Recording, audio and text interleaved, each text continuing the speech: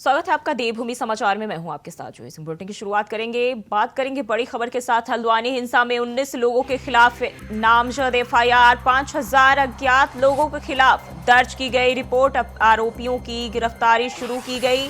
SSP की ओर से बयान सामने आया है। कई लोगों को हिरासत में लिया गया है। एसएसपी की ओर से बयान सामने आए हैं और कहा है कि उपद्रवियों की पहचान कर तलाश की जा रही है। तो आरोपियों की गिरफ्तारी शुरू हो गई है और 5000 अज्ञात लोगों के खिलाफ रिपोर्ट दर्ज की गई है। तो हल्द्वानी मामले में जुड़े ये अपडेट सामने आ रहे हैं, जहां आरोपियों की गिरफ्तारी शुरू हो गई है, ऐसा एसएसपी की ओर से बयान सामने आया है। और हल्द्वानी हिंसा में 19 लोगों के खिलाफ नामजद एफआईआर दर्ज किए गए हैं। वहीं 5000 अज्ञात लोगों के खिलाफ रिपोर्ट दर्ज किए गए हैं। आरोपियों की गिरफ्तारी शुरू कर दी गई है। कई लोगों को हिरासत में भी लिया गया है।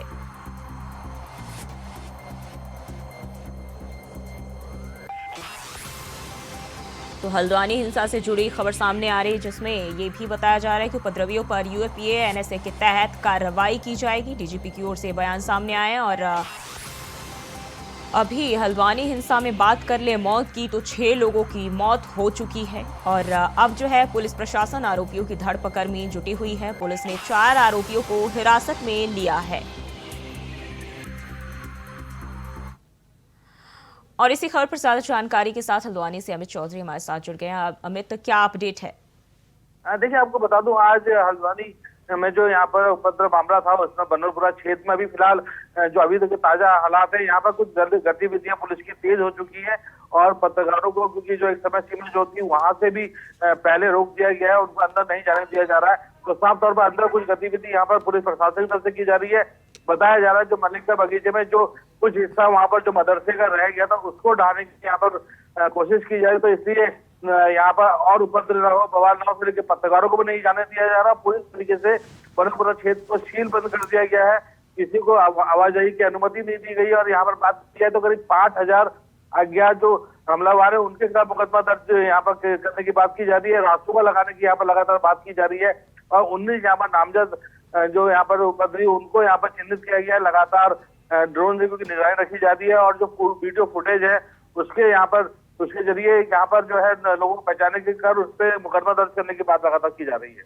जी, बताया ये भी जा रहा है कि कक्षा 1 से 12 तक के सभी स्कूल और आंगनबाड़ी जो केंद्र है वो भी बंद रहेंगे। हाँ बिल्कुल, देखिए, क्योंकि कल ही डीएम के आदेश आ गए थे कि आज भी यहाँ पर जो कक्षा 1 से लेकर 12 तक के स्कूल है वो सभी यहाँ पर बंद रहने वाले हैं। स्कूल कॉलेजों में भी आज के दिन बंद की यहाँ पर बात की गई थी। और साथ ही क्योंकि कर्फ्यू लगाया हुआ है यहाँ पिछली घटना के दिन से, तो आज लेकिन अभी के ताजा हालात ये है कि कुछ नैनीताल रोड का कुछ हिस्सा यहाँ पर उसमें ढील दी गई है यहाँ पर कर्फ्यू को लेकर के। लेकिन बनरपुरा क्षेत्र में पूरी तरीके से जो कर्फ्यू है वो लागू है और धारा 144 लागू की गई है। और किसी को भी यहाँ पर अगर उपद्रवी यहाँ पर कोई हरकत करता दिखाया जाता है, उसको शूट एंड साइट के ऑर्डर भी यहाँ पर दिए गए हैं। और अभी फिलहाल क्योंकि यहाँ पर गतिविधि तेज नजर आ रही है, पुलिसकर्मी जो है लगातार बनरपुरा क्षेत्र में लगातार भी गतिविधि तेज हो चुकी है। पत्रकारों को रोका जा रहा है। तो यहाँ पर कुछ कार्रवाई यहाँ पर पुलिस करने जा रही है, ये जल्द अंदेशा लगाया जाना चाहिए। जी अमित, बने रहिए हमारे साथ। अगली खबर पे भी आपका रुख करेंगे।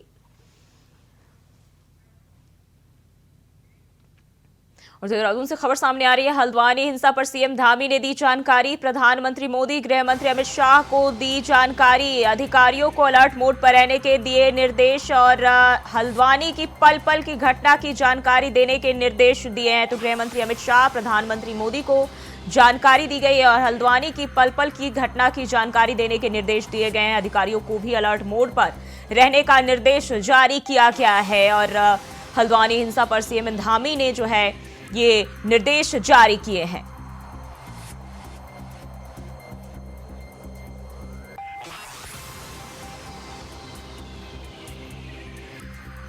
और हमारे साथ अभय केंद्रा भी जुड़ गए हैं। अभय, हल्द्वानी हिंसा पर सीएम धामी ने जानकारी दी है और प्रधानमंत्री नरेंद्र मोदी, गृह मंत्री अमित शाह को हिंसा से जुड़े तमाम चीजें जो है उन्होंने साझा की है। क्या कुछ जानकारी है?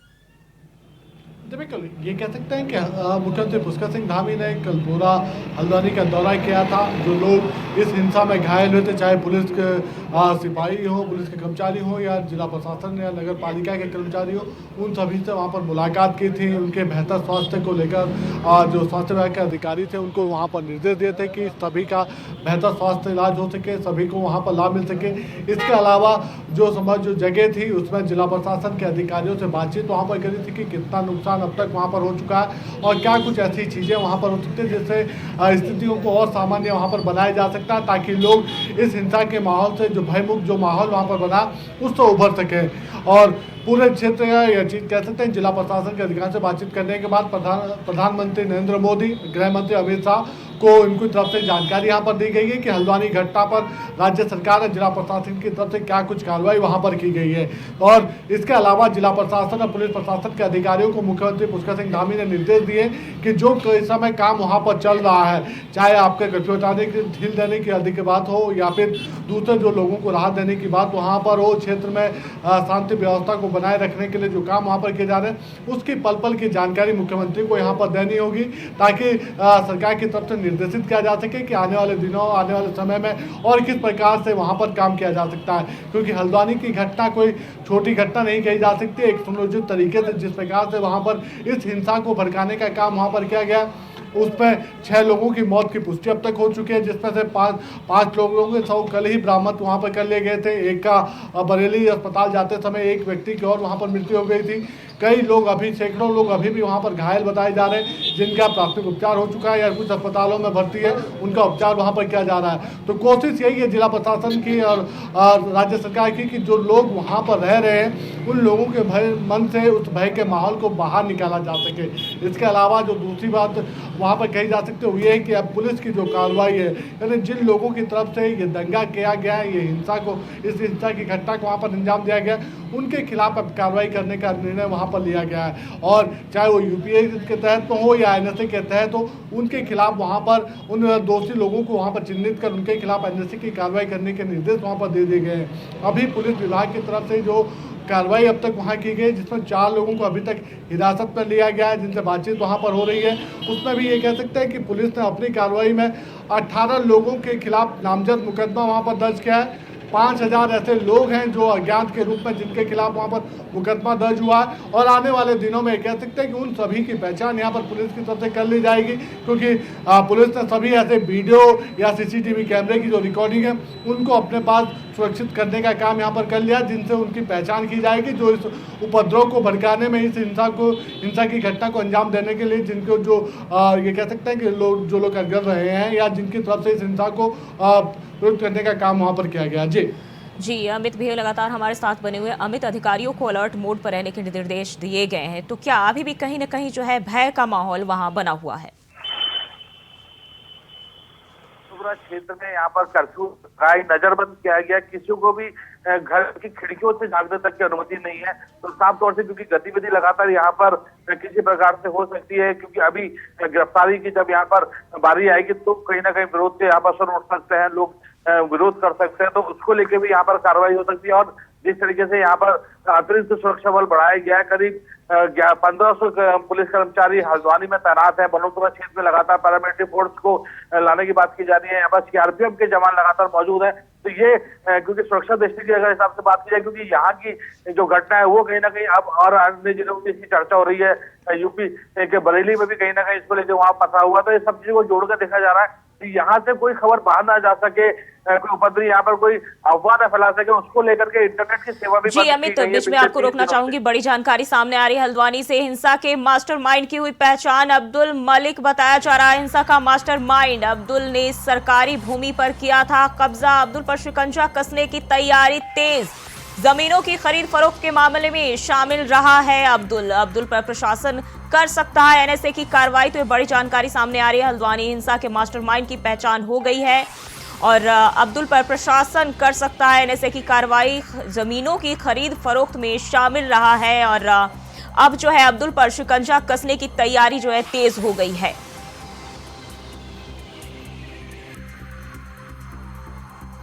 तो अभय लगातार हमारे साथ बने हुए हैं। अभय, हिंसा के मास्टरमाइंड की पहचान हो गई है, क्या कुछ अपडेट आई है निकलकर? तो मैं ये कह सकते हैं कि जो ये हल्द्वानी की जो पूरी घटना घटी है, जिस जमीन को जो जमीन थी जिस पर अतिक्रमण वहां पर किया गया था, मदरसा बनाने का, अवैध मदरसा बनाने का वहां पर किया गया था, उस व्यक्ति की पहचान वहां पर प्रशासन की तरफ से कर ली गई है। अब्दुल मलिक उसका नाम वहां पर बताया जा रहा है, जिसने उस जमीन को जिस जमीन पर अवैध कब्जा किया था उसकी तरफ से वहां पर मदरसा बनाने का काम किया गया था। पूर्व में भी उसके खिलाफ इस तरीके के अवैध जमीनों पर कब्जे करने के कई मामले उसके खिलाफ वहां पर दर्ज हो चुके हैं और अब विभाग की तरफ से यानी पुलिस प्रशासन की तरफ से उनके खिलाफ एनएसए की कार्रवाई करने की तैयारी यहाँ पर की जा रही है। और ये कहा जा सकता है कि इस पूरे हिंसात्मक घटना का वही एक ऐसा व्यक्ति दोषी इस समय अभी तक प्रथम दृष्टया पाया गया है, जिसकी तरफ से इस हिंसा को भड़काने का काम वहां पर किया गया। क्योंकि जो मदरसा था, जिस मदरसे को अवैध वहां पर बताया जा रहा था, जिसको प्रशासन की तरफ से सील कर दिया गया था पूर्व में, उसको उस व्यक्ति की तरफ से उस जमीन को अवैध कब्जे के रूप में वहां पर अधिग्रहण करने का काम वहां पर किया गया था। यही वजह रही कि अब प्रशासन की तरफ से, पुलिस विभाग की तरफ से उन सभी दोषियों के खिलाफ यहाँ पर कार्रवाई करने की कार्रवाई यहाँ पर की जा रही है और जल्द ही जो और अन्य दूसरे जो दोषी लोग हैं उनके खिलाफ भी यहाँ पर बड़ी कार्रवाई करते हुए पुलिस विभाग करता हुआ नजर आएगा। जी, और अमित भी लगातार हमारे साथ बने हुए हैं। अमित, कई लोगों की जो है मामले में गिरफ्तारी हुई है, उन्हें हिरासत में लिया गया है, लेकिन अब्दुल पर शिकंजा कब तक कस सकता है? देखिए, बिल्कुल बहुत बड़ी खबर यह है कि अब्दुल मलिक को यहाँ मास्टरमाइंड बताया गया है, क्योंकि यहाँ पर बात की जाए अब्दुल मलिक का बगीचे के नाम पर जो यहाँ पर अतिक्रमण था वो लंबे समय से वहां किया जा रहा था। और जब वहां पर नगर निगम की टीम अब्दुल मलिक के बगीचे में जब वहां पर पहुंची तो उसके बाद से ये सारा प्रकरण शुरू हुआ है। यहाँ पर जो अतिक्रमण को हटाने को लेकर जब कार्रवाई की गई तो कहीं ना कहीं यही सामने आ रहा था कि अब्दुल मलिक की तरफ से लगातार लंबे समय से कहीं ना कहीं ये यहाँ पर कब्जाया जा रहा था जमीनों को। और क्योंकि अब्दुल मलिक की अगर बात करें तो लंबा इतिहास उनका इस हल्द्वानी शहर के अंदर है और एक दबदबा कहीं ना कहीं उनका बताया जाता है। तो अब्दुल मलिक का नाम आना बहुत बड़ी खबर है हल्द्वानी के लिहाज से। क्योंकि एजेंसी लगातार जो रिपोर्ट दे रही है कि यहाँ के हालात को लेकर के बनरपुरा को और सील बंद किया जा सकता है, क्योंकि अब्दुल मलिक को अगर मास्टरमाइंड यहाँ पर करके कार्रवाई की जाती है, रास्ता लगाने की कार्रवाई की जाती है, तो हिंसा ना भड़के। और उसको लेकर के अब हल्द्वानी के हालातों में ताजा अपडेट यही है कि अब्दुल मलिक का नाम आने के बाद जो उनके जो समर्थक है वो कहीं ना कहीं सड़कों पर उतर सकते हैं। उसको लेकर के अतिरिक्त सुरक्षा यहाँ पर और बढ़ाया जा सकता है और उस पर अगर रास्ता लगती है तो ये अपने आप में एक बड़ी खबर इसलिए बन जाती है क्योंकि अब्दुल मलिक का यहाँ पर पुराना इतिहास रहा है और अब कहीं ना कहीं यहाँ पर सुरक्षा एजेंसियों को और यहाँ पर अपडेट रहना होगा और किसी प्रकार से कोई अपनी घटना आगे ना घटे, इसको लेकर कहीं ना कहीं और चार चौकोर में यहाँ पर तैयारी करनी पड़ेगी। जी, बने रहिए हमारे साथ, अगली खबर पे भी आपका रुख करेंगे। और बनभूलपुरा में आज भी कर्फ्यू जारी, इलाके में अभी भी धारा 144 लागू। बनभूलपुरा को 5 जोन में बांटा गया, इलाके में 7 मजिस्ट्रेट की हुई तैनाती, अपराधियों की तलाश जारी है।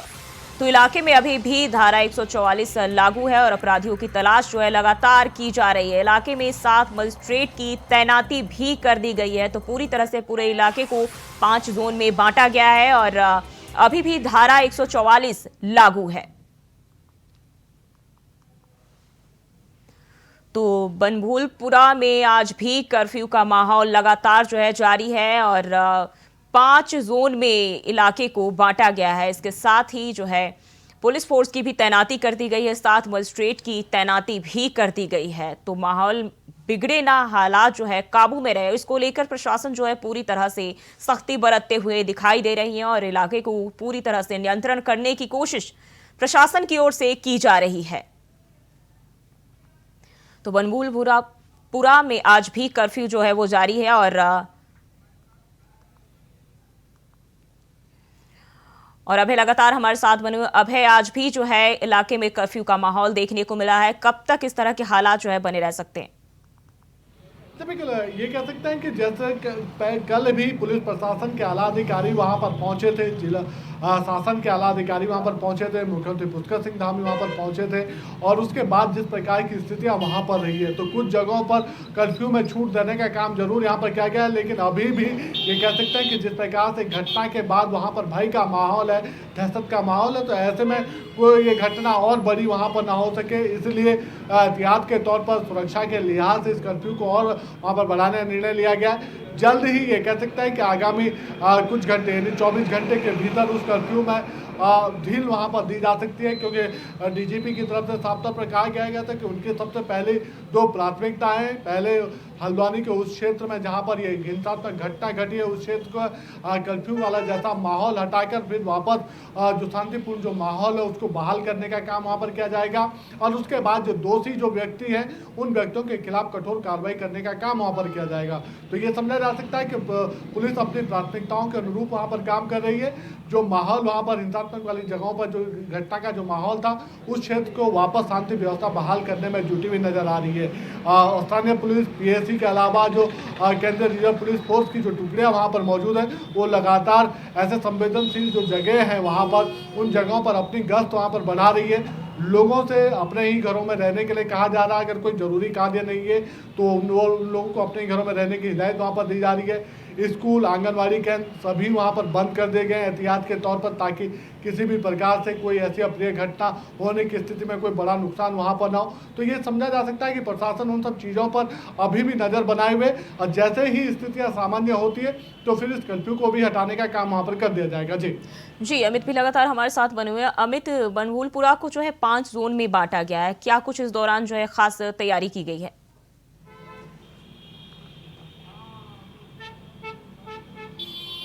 अमित, आवाज आ रही है? जी बिल्कुल। हेलो। जी बिल्कुल, बोलिए। मैं आपको यही बता रहा था कि बनभूलपुरा क्षेत्र क्योंकि अति संवेदनशील एरिया में आता है और इसमें क्योंकि संवेदनशील एरिया और अति संवेदनशील एरिया है जगह है, तो उनको यहाँ पर 5 जोन में जरूर बांटा गया है और 7 मजिस्ट्रेट की निगरानी इसमें रखी गई है, क्योंकि लगातार जो हालात पिछले 2 दिन से यहाँ पर बिगड़ते नजर आ रहे थे उसको देखते हुए यहाँ पर अन्य कोई बड़ी घटना ना घटे उसको लेकर लगातार यहाँ पर तैयारी की जा रही है। और क्योंकि कर्फ्यू की बात अभी अंतर बता रहे थे, तो अभी की ताजा हालात में आपको बता दूं, नैनीताल और बनभूलपुरा को छोड़ के बाकी शहर के कुछ हिस्सों में कर्फ्यू में ढील दी जा चुकी है। लोगों की आवाजाही उन क्षेत्रों में हो जाएगी, लेकिन बनभूलपुरा क्षेत्र और उसके आसपास के जो क्षेत्र है, जो बनभूलपुरा क्षेत्र से जुड़े हुए जो क्षेत्र है, वहां पर अभी कर्फ्यू लगातार यथास्थित रहेगा। 12 से 44 जो है वो लागू रहेगी, लेकिन कोई ढील जरूर दी गई है कर्फ्यू में।